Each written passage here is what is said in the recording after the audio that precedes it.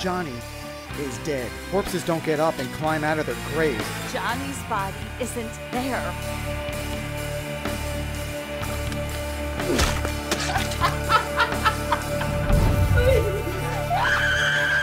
Scream until you're blue in the face, then we'll match.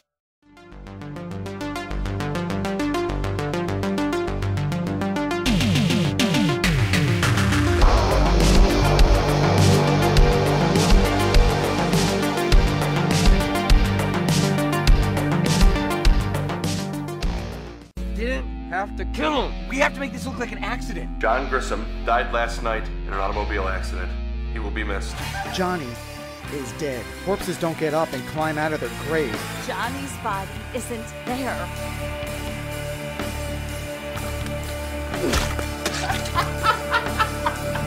Hi, it's Lisa from Lisa Loves, here to do a movie review for Geek Legion of Doom, and today I'm reviewing the 2018 movie Johnny Gruesome. This is a brand new one and one that piqued my interest, as it is a heavy metal zombie movie, for want of a better word. This one was written and directed by Gregory Lamberson.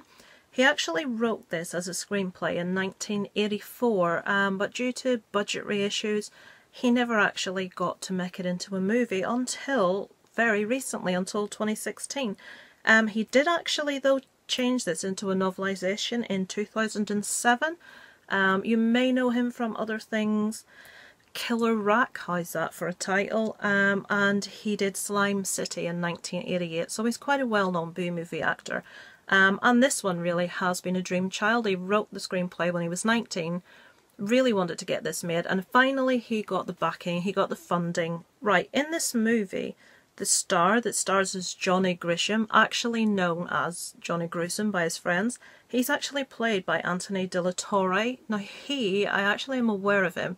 He sings with a band called The Fell, and this is Billy Sheehan's band. Anyone that's aware of Mr. Big, Billy Sheehan is the bassist, very famous bassist, and this is his project at the moment, The Fell. And to be fair, Anthony De La Torre is a very, very good singer. I like his music, I like the stuff they do. And other people that stars, I won't go into the massive list. We've got Byron Brown II as his best friend Eric, we have April Ann as his girlfriend Karen, and we have Chris Modrinsky, hope I'm not ruining that name, as his other friend Gary. Right, so the movie is about, Johnny is a high school senior. He's a bit rebellious, he's forever getting into trouble, being suspended. His best friend is a really nice guy, really decent guy. Friends think he's fallen in with the wrong crowd because he's fallen in with these delinquent rockers.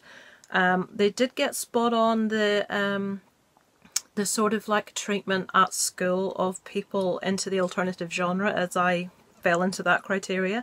I was delighted to see an old Manowar t-shirt, actually 2 Manowar t-shirts show up. Just a band that anyone that likes the rock is well aware of. There was the stereotypical Ramones t-shirt. I think that's sort of like one of those things. They always stick the alternative kid in a Ramones t-shirt, but the Manowar won me over. So in this movie, Johnny is murdered. That's not giving anything away. Obviously we know as part of the plot he comes back from the dead. So he is murdered and he comes back to exact his revenge on the person that's responsible for killing him, and perhaps people that were aware and tried to cover it up. And inadvertently people that he feels has wronged him. So that's your basic plot line. I'll not give anything else away. What did I think of the movie? I thought the acting performances all round were pretty solid. I was really impressed by both the lead actor Anthony De La Torre and especially Byron Brown II as his best friend Eric. I thought he was fantastic. I do foresee really good things for him. Very, very good actor. There wasn't really any acting that was so bad it would stand out and you'd say, oh, that's ridiculously terrible. They were all quite, you know, quite believable. The storyline, I do feel was pretty strong. I like the, you know, we've had it before. We've had the storyline with, I suppose this was written right back in 1984, so it's not stealing from another movie, but we have had the storyline. I think Friend Request is a very good example of the wronged student who comes back from the dead to exact her revenge. So very similar premise, but you can't really, it's very hard to do anything new in movies nowadays, so you know, you can't constantly come up with new stories, so no real criticism for that. And I thought it was very well written, well put across, but there is a but. As much as I enjoyed the acting, as much as I liked little touches like, you know, the proper rock t-shirts, the rock knowledge, the, you know, the car he drove, the interaction between him and the trendy kids at school, I liked all of that.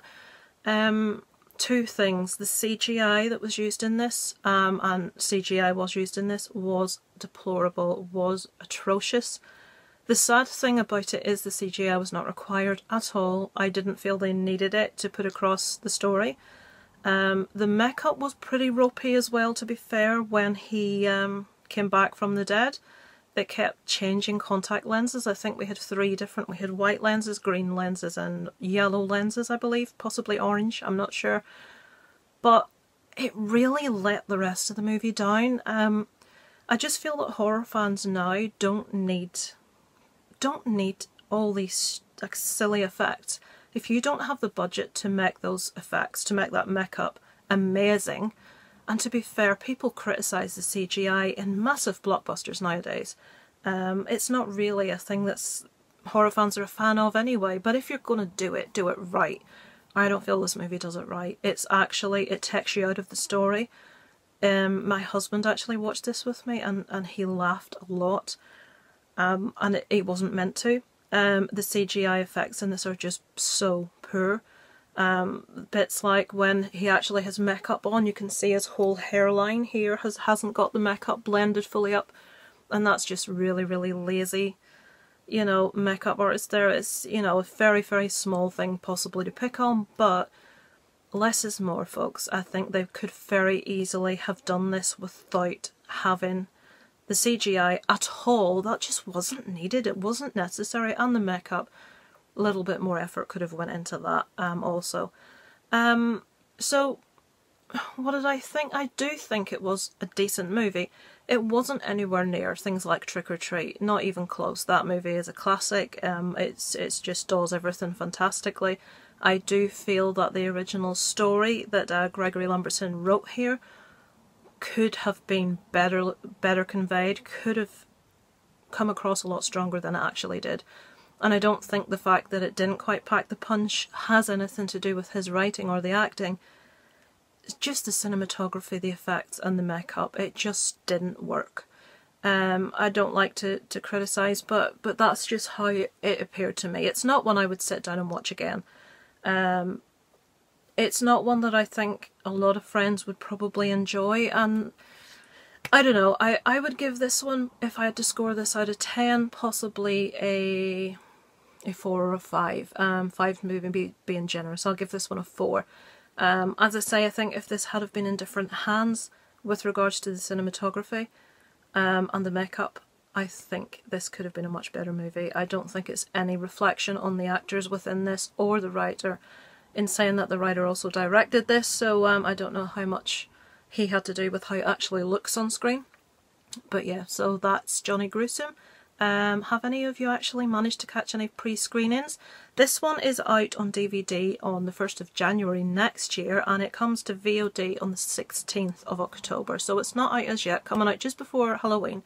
Probably perfectly fine to watch if you're doing the like one movie a day in the month of October, like a lot of horror YouTubers do. Perfectly pleasant little movie to pop in there. But as a sit down with your friends, watch something to entertain you for the whole evening, you probably will be pretty disappointed with this one. It will raise a few sniggers for all the wrong reasons. And really that's as much as I can say about it in a positive or negative light. So let me know what you thought. If you've seen it, does it sound like something you would enjoy? Have you seen the trailer? There's quite a few trailers out there at the moment for it. Let me know in the comments what your views are, and I'll look forward to speaking to you next time on Geek Legion of Doom.